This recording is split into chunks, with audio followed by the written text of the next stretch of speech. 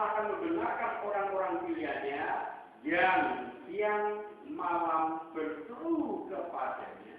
Nah ini tanda kalau orang itu dipilih Tuhan, siang dan malam berseru menjerit kepada surga. Kita dipilih oleh surga, berserulah kepada surga, dan yang tinggal di surga itu mengasihi Bapak Ibu dan saya. Tidak usah berseru sama manusia. Berseru sama manusia kita malah digetak. Mau ini? Bertanya, nah itu mungkin nomor mereka ini, nah itu orang malah menghindar dari kita.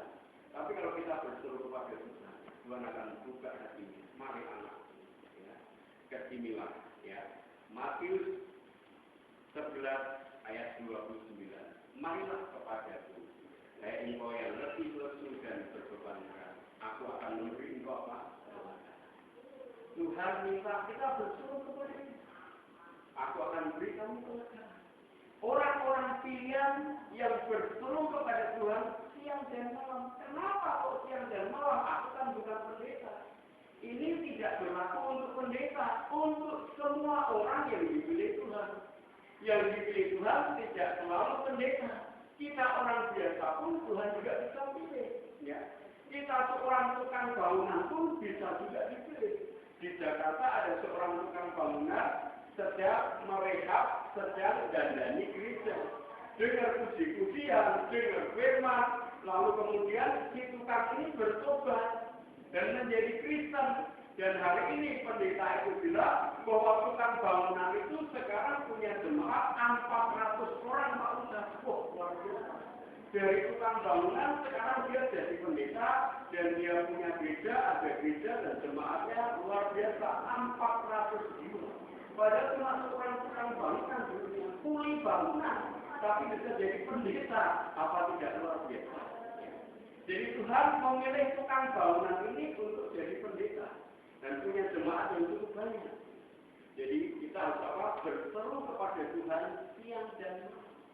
Tuhan akan membenarkan orang-orang pilihannya yang kesukaannya berseru siang dan malam. Kenapa siang dan malam? Karena hari ditentukan oleh 3 waktu. Satu hari minggu ini ada waktu pagi, ada waktu siang, ada waktu malam. Kita perlu makan pagi, makan siang, makan malam. Kawan saya dulu kuliah di sini, kebaktian di sini, kalau makan cuma 2 kali. Loh, kamu tidak pernah makan pagi, sudah sempat. Lalu makan siang 2 porsi. Wah, berdoa ya. Makan pagi sama siang tak repot. Wah, ya berdoa saya bilang begitu. Kalau perlu makan malam 3 porsi sama ya. Jadi kalau makan pagi, makan siang, makan malam 2 porsi enggak muat saya bilang begitu. Nah, kita harus begitu, jangan direpot. Kita pagi doa secukupnya, siang doa secukupnya, malam doa secukupnya. Maka orang-orang pilihan itu akan digunakan oleh kita. Apapun masalah kita, kalau kita cari pembela hukum, kita harus bayar. Tapi Tuhan nggak perlu bayaran, Bapak Ibu ya. Dia cuma perlu bayaran waktu kita dalam apa? Kita cuma bayar dengan waktu kita berdoa. Ya. Masalahnya belum dibenarkan Tuhan, maaf karena belum berdoa. Jadi harus berdoa. Siang malam berdoa, yang Yesus berkata, samkanlah apa yang dikatakan hakim yang paling itu. Tidakkah Allah akan membenarkan orang-orang pilihannya yang siang malam berseru kepadanya? Perhatikan lebih lanjut. Dan adakah ia atau Tuhan punya insaf mengulur-ulur waktu sebelum menolong mereka? Tuhan tidak pernah mengulur-ulur waktu sebelum menolong mereka, sebelum menolong orang-orang pilihan itu. Jadi kalau memang harus ditolong, Tuhan akan sepanjang tolong.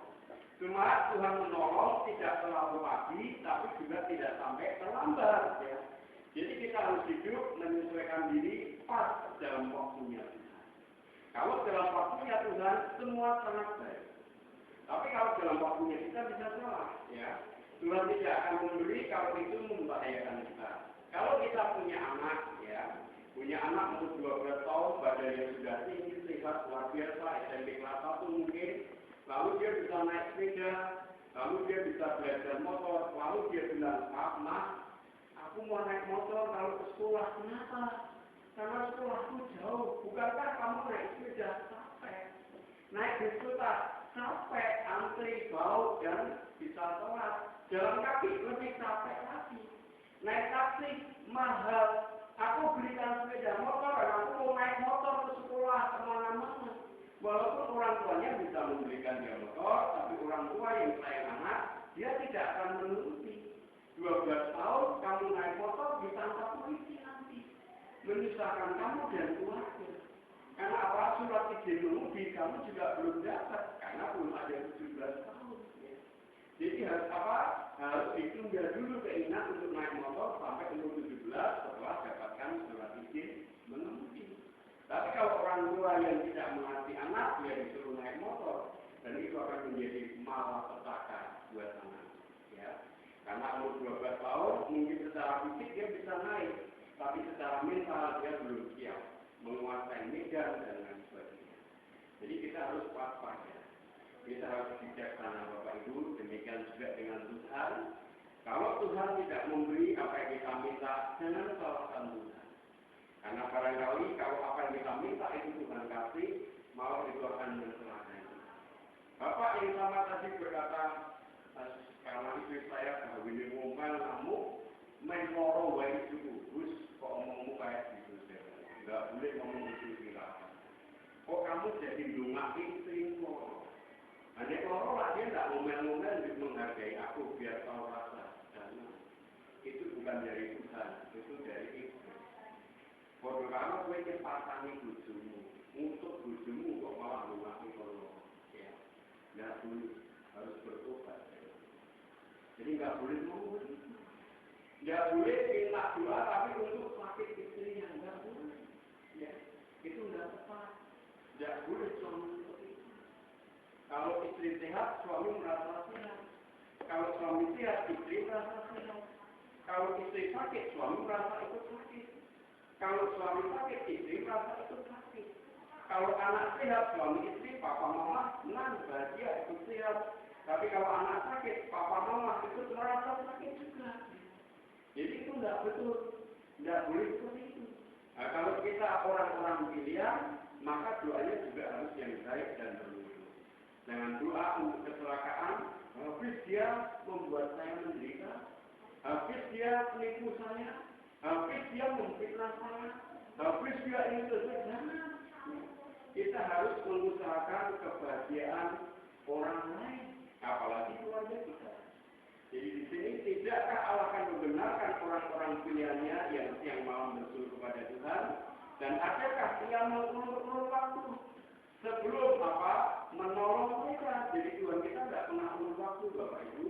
Dia akan tolong tepat waktu. Waktu Yesus diundang perjamuan kawin di Kana bersama muridnya, mamanya Yesus ikut Maria. Lalu Maria karena masih famili dengan yang punya gawe mantu, Maria tahu persoalan perkawinan itu. Kehabisan air anggur. Langsung Maria berkata, Yesus buat mujizat. Kenapa mereka kehabisan air anggur? Jangan sampai pesta ini gagal.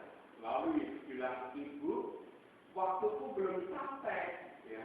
Walaupun Yesus tidak diberitahu oleh mamanya, Yesus jauh lebih tahu sebelum Maria tahu. Karena dia tahu bahwa pesta ini nanti akan gagal, makanya dia menyempatkan diri untuk hadir di acara pesta itu. Dia bisa saja utusan muridnya yang datang menyumbangke, tapi Yesus harus datang sendiri. Karena di tengah-tengah pesta itu ada masalah kekurangan air minum. Nanti akan terjadi penghinaan. Yesus menunda untuk membuat mujizat waktu mamanya meminta. Tapi Yesus tidak membuat mujizat waktu pesta itu diumumkan bubar. Dan para tamu pulang sambil mengomel, dasar pesta yang tidak munafik, dasar pesta tidak bertanggung jawab, dasar pesta menyiksa para tamu, karena tamunya banyak, persediaan konsumsinya sedikit. Dasar pesta mencari untung, semua akan ngomel. Dan akan terluka si manten laki dan perempuan. Makanya Yesus hadir di situ. Dan sebelum pesta berakhir, dia membuat mujizat. Dia suruh para pelayan kamu tadi isi gentong-gentong itu dengan air sampai penuh. Setelah diisi sampai penuh, Yesus bilang, Tedo, bawa ke pemimpin pesta. Wah, ini gila. Aku yang isi gentong ini dengan air sumur, kok sekarang suruh Tedo bawa ke pemimpin pesta. Ini konyol, ini gila. Kalau cuma isi tempayan gentong dengan air, tidak apa-apa. Tetapi kalau kemudian ngambil sak sendok, kalau ngisi pemimpin pesta ini sudah boleh masalah. Ya. Ayo air mesti air loh. Apa nanti aku tidak dikatakan bodoh dan dipecat, bisa-bisa gajiku nggak dibayar, bisa-bisa aku kehilangan pekerjaan. Tapi Yesus tidak pernah mempermalukan orang yang mau menuntut dia. Waktu dibawa kepada pemimpin pesta jelas kaget dalam hati. Loh, ini kan tutup perjamuan atau hidangan penutup perjamuan. Biasanya penutup perjamuan itu hidangan nomor 5, nomor 10 kualitasnya yang disampaikan. Karena apa? Cuma untuk menutup pesta dan pulang. Orang sudah puas, sudah kenyang. Tetapi di akhir pesta kok masih disediakan air anggur yang ternikmat? Dari mana pabriknya? Siapa yang bikin? Kaget memimpin pesta jadi buah bibir, tapi yang positif. Tuhan membuat mujizat tepat pada waktu. Ya, tidak mempermalukan daripada suami istri yang punya gawe mantu tadi. Demikian juga dengan kita. Kuatkan hati bila mana saat ini banyak omongan pedas datang kepada kita. Jangan takut. Tunjukkan dirimu kalaupun kita dicaci maki.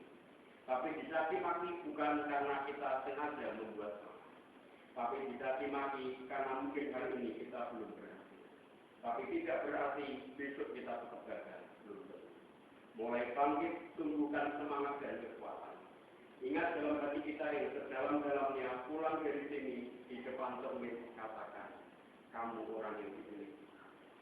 Aku ini orang pilihan. Aku ini orang spesial, orang khusus yang dipilih. Dan ajari aku Tuhan hidup sebagai orang pilihan Tuhan. Ajari aku hidup Tuhan dan mampukan aku hidup sebagai orang yang dipilih Tuhan. Kita bukan orang sembarangan, bukan generasi sembarangan, bukan orang biasa, tapi kita orang yang dipilih Tuhan. Jadi kita harus pakai baju pilihan Tuhan tadi. Dan segala apa yang kita lakukan harus mencerminkan orang yang dipilih Tuhan. Dan orang yang dipilih Tuhan itu kesukaannya satu, dia berdoa. Ya doa siang dan malam. Tuhan akan membenarkan. Allah tidak akan mengulur-ulur waktu untuk menolong kita. Berarti ini jawaban. Tuhan tidak akan mengulur waktu terhadap pergumulan masalah kita. Dia akan menjawab. Lalu kemudian dikatakan, aku berkata kepadamu 8, ia akan segera membenarkan mereka. Jadi Tuhan akan segera secepatnya membenarkan mereka, orang-orang yang dipilih Tuhan. Cuma selain harus selalu bertemu siang dan malam, Tuhan berkata, akan tetapi jika anak manusia atau Yesus itu datang, adakah dia atau Yesus mendapati iman? Orang-orang pilihan Allah itu harus punya iman, punya hati yang percaya. Kalau kita nggak percaya orang yang dipilih Tuhan, ya kita akan jalani hidup serampangan, Bapak. Ya. Ada seorang anak orang cukup, ya agak kaya walaupun bukan konglomerat, tapi jalani hidup nggak tahu nama. Ya. Maaf, dia suka berjudi, ya. Suka berjudi sehingga hartanya habis, mobilnya habis, rumahnya habis, keluarganya habis. Minta cerai, ya istrinya, anaknya. Lalu hidup sebagai pelarian karena dikejar orang-orang yang mengutangi dia dalam judi. Dan karena orang-orang di perjudian tahu sendiri, kalau kamu nggak bayar, remuk, ya, sehingga dia harus melarikan diri. Setelah akhirnya ditolong keluarganya lunas, baru dia kembali ke tempat kotanya. Lalu dia diloki sama kawannya. Kamu ini anak pangeran, tapi kamu jalani hidup kayak preman. Sekarang kamu mesti rubah, jangan jalani hidup kayak preman. Karena kamu ini anak pangeran, sudah berbuat salah, habiskan harta keluarga, kamu masih ditinggal. Nek lain keluarga mungkin rumahnya sudah ditutup, nggak sudi menerima kamu. Dan sekarang marilah jalani hidupmu bagaikan seorang anak pangeran. Jangan keplek, jangan keluar malam, pulang pagi, jangan. Itu pekerjaan preman. Tapi kamu anak pangeran, harus tidur di rumah pada waktunya, bangun pagi dan lain sebagainya, belajar, sekolah, kuliah, bekerja atau usaha. Jangan melakukan hal-hal yang bagaikan preman-preman itu lakukan. Begadang, pulang pagi tiap hari, jangan begitu. Itu pekerjaan preman. Kamu ini pangeran. Kita ini anak-anak pilihan Tuhan. Bawa hidup kita dalam langkah sebagai orang yang dipilih Tuhan. Tuhan Yesus memberkati kita.